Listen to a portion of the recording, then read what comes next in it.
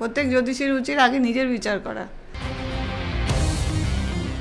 বর্তমানে বসেই নাকি তারা দেখতে পান ভবিষ্যৎকে, বুঝতে পারেন গ্রহ নক্ষত্রের অবস্থান, গণনা করতে পারেন অন্যের ভাগ্য।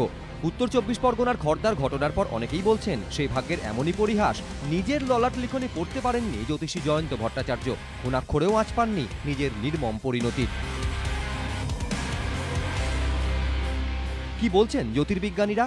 গ্রহ নক্ষত্রের সঙ্গে কি আদৌ যোগ আছে মানুষের জন্ম, মৃত্যু, লাভ লোকসান বা পাওয়া না পাওয়ার?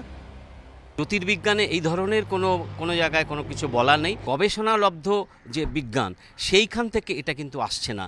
এটা একটা নিজেদের তৈরি করা এমন একটা কিছু তারা ফিল্ড তৈরি করছে যেখানে কিন্তু এটা তারা নিজেদের মতো নিজেদের সুবিধা মতো করে হয়তো তারা এটাকে তৈরি করে তারপরে ফোরকাস্টটা করছে।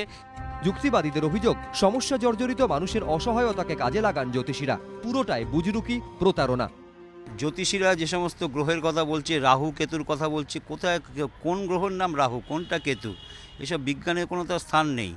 ফলে এটা তো দীর্ঘদিন ধরে মানুষকে ঠকাচ্ছে, আর মানুষও ঠকছেন, এবং তারা বিভিন্ন গ্রহ রত্ন বিক্রি করছেন, আংটি বিক্রি করছেন, পাথর বিক্রি করছেন।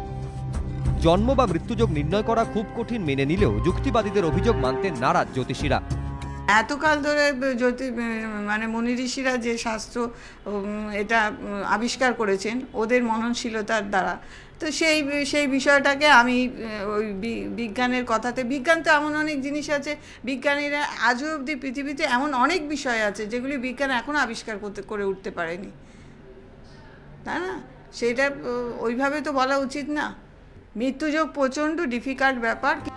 তাহলে কেন এমন হলো জ্যোতিষী জয়ন্ত ভট্টাচার্যের? কেন গণনা করতে পারলেন না নিজের ভবিষ্যৎ? কেন এক পরিবারের শান্তি ফেরাতে গিয়ে শেষ হয়ে গেলেন নিজে? প্রত্যেক জ্যোতিষীর উচিত আগে নিজের বিচার করা। দীপক ঘোষ, এবিপি আনন্দ, কলকাতা।